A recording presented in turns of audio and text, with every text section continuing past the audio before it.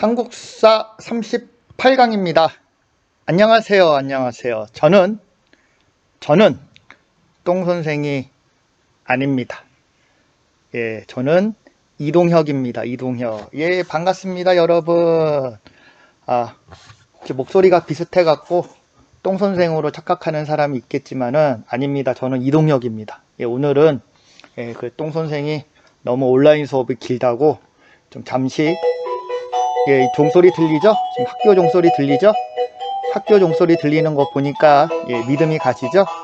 그래서 온라인 수업을 너무 똥선생이 오래 많이 찍었다고 1시간 정도 저한테 부탁을 해서 이번 시간은 제가 찍게 되었습니다. 자, 짠!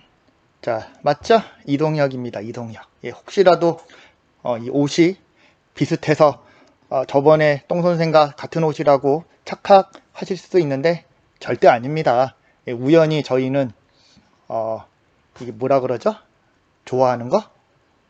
하여간 좋아하는 옷 색깔이 우연히도 비슷할 뿐이고요. 전혀 저하고 저기 있는 똥선생하고는 다른 사람입니다. 다른 사람.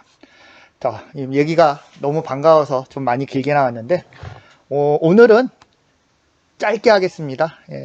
짧게 간단하게 긴 내용이 아니니까 또 저번 시간에 우리가 1학기 때 한번 배웠던 내용들이니까요. 간략하게 빨리 핵심적인 것만 마무리하고 끝내도록 하십시다.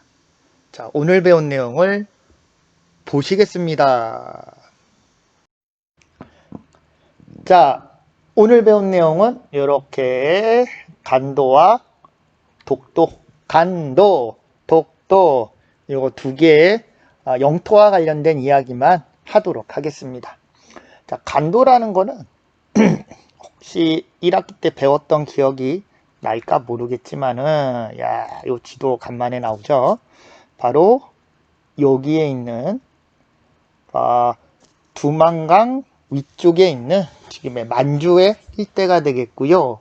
요거를 연변이라고도 요즘에 많이 또 얘기를 하는데 이 지역에 대한 이야기야. 이 지역.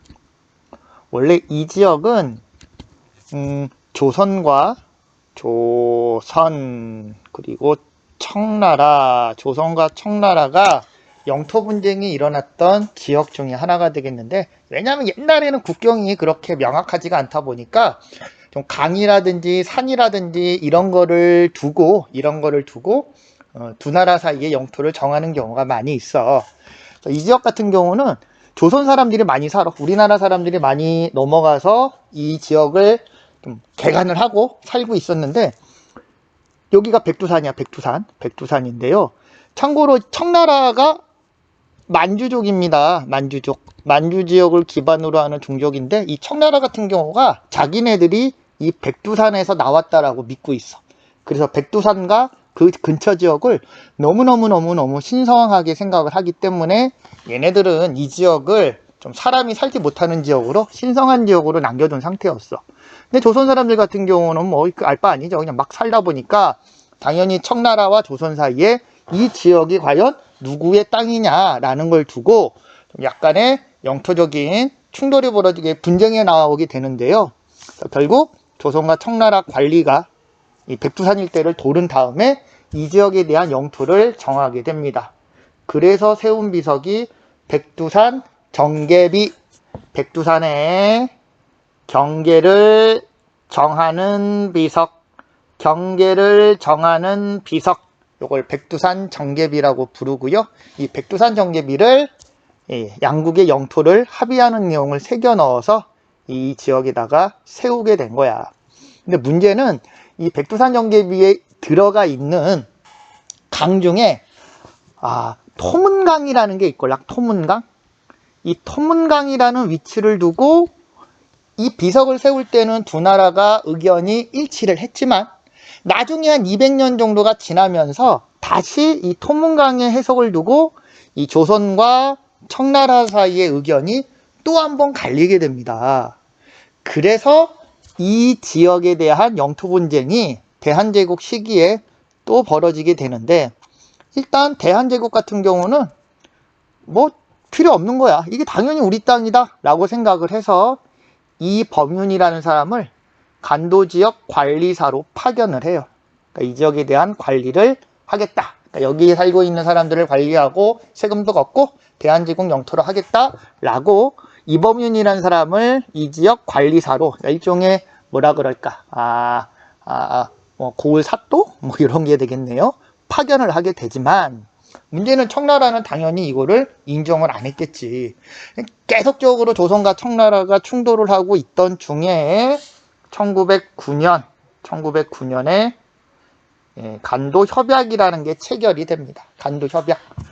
청나라와 이거는 일본과 청나라가 체결한 조약으로 이 간도를 청나라 영토로 넘겨주게 되고, 대신에 이 만주 지역에 철도라든지 또는 광산이라든지 이런 것을 개발하는 개발권을 일본이 얻어가게 돼. 그래서 간도 문제는 일단 일단락이 됩니다. 여기가 간도. 근데 조금 웃기지 않아? 왜? 여기는 청나라 땅이 아니라 일본 땅도 아니라 조선 땅과 무슨 말 하는 거야? 다시 왜? 아니 여기는 청나라하고 조선 사이의 분쟁 지역이었는데 왜 간도 협약은 조선이 아니라 대한제국이 아니라 일본이 청나라와 체결을 했을까? 그 이유가 뭘까요? 맞습니다. 을사조약이잖아. 을사조약. 딱 기억났죠? 을사조약? 당연히 기억났을 거야. 똥 선생이 얘기했죠? 을사조약에 대해서 저번 시간에 바로 설명을 했을 거라고 알고 있는데요. 이 을사조약 때 우리나라가 일본 놈들한테, 일본 사람들한테, 일본 아이들한테, 일본 친구들한테 뭘 넘겨줬지? 외교권을 넘겨줬잖아. 외교권을. 그 외교권을 일본이 바로 이 간도 협약을 체결할 때 행사를 한 거야. 조선을 제껴놓고 대한제국을 제껴놓고 바로 일본이 우리의 외교권을 가지고 청나라에게 간도를 넘겨주게 됩니다. 그러면은 봐봐. 을사조약은 무효죠. 우리 늑약이라고도 아마 많이 불렀을 텐데, 그러면 을사늑약을 기반으로 한 간도 협약도 원래는 무효가 될 수가 있어.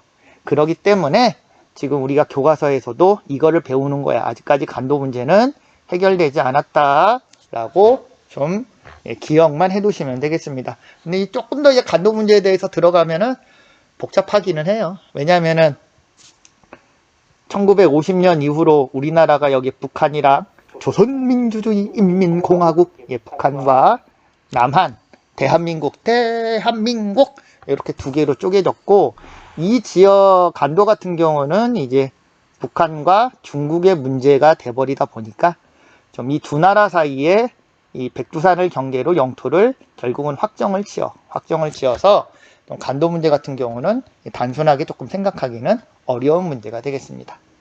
근데 어쨌거나 우리는 시험도 봐야 되는 거니까 고등학교 수준에서는 여기가 간도라는 거, 이 지역이 간도라는 것 하나, 그리고 조선과 청나라 사이의 분쟁 지역이었다라는 거 하나, 그리고 백두산 경계비로 일단은 이 간도 지역에 대한 영토 경계선을 세웠다라는 것 또 하나, 그리고 최종적으로 1909년에 일본과 청나라 사이에 간도 협약이 체결되면서 간도가 지금은 중국의 영토로 남아있다라는 것, 그렇게 하나씩 기억을 하시면 될 것 같습니다. 자, 이게 독도입니다. 독도는 누구 땅? 독도는 우리 땅이라고 얘기했죠? 속으로라도 생각을 했겠죠? 간단해. 독도는 우리 땅. 그 증거 중에 또 하나가 되겠습니다. 우리 1학기 때는 독도 얘기할 때 안용복이라는 사람 배웠잖아. 안용복. 이거 중간고사 기말 1학기 시험 때도 나왔던 사람이다. 안용복. 그리고 대한제국 때도 여전히 독도는 우리 거라고 생각을 하고 있어. 그래서 이것도 독도가 우리 땅이라는 증거할 때 많이 나오는 건데요. 대한제국 칙령제 41호.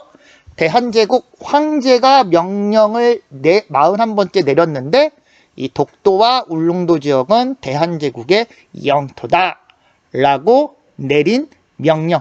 이렇게 보게 되면 나와 있네. 칙령 제41호 이렇게 나와 있죠. 이렇게 대한제국 때까지 독도가 우리 땅이라고 우리는 당연히 생각을 하고 있었지만 이겁니다. 러일 전쟁 1905년이었나요? 4년이었나요? 5년이었나요? 4년에서 5년. 이 러일 전쟁 중에 일본이 러일 전쟁 직후에 인재 없는 땅이라고 억지로 우기면 이런 가사 있잖아. 이때 일본 놈들이, 일본 사람들이, 일본 친구들이, 일본 아이들이 이 독도를 주인 없는 땅이다 라고 그냥 자기네 시네마현이라고, 시마네 현인가? 시네마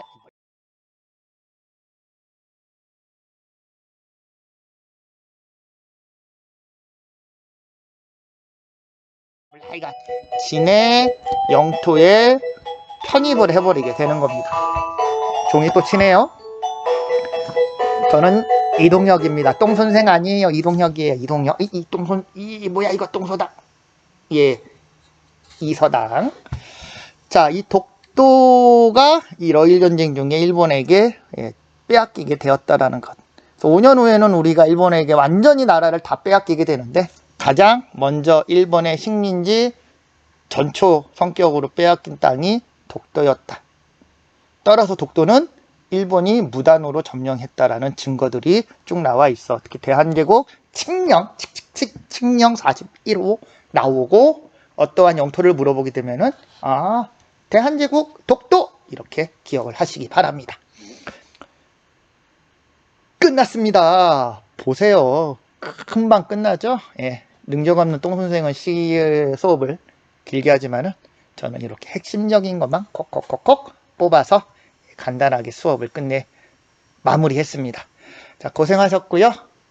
이제 조금 있으면 우리 온라인 마무리가 되고 오프라인 때 보시게 되겠네요. 오프라인 때 보게 되면은 우리 같이 반갑게 서로를 맞이해 줄 수 있도록 하십시다. 고생하셨고요. 다음 온라인 때 똥선생과 수업 열심히 듣기를 바라겠습니다. 예, 약간 미친놈 같지만은 저는 미치지 않았습니다. 미친놈이라고 생각하지 마세요. 수고하셨습니다.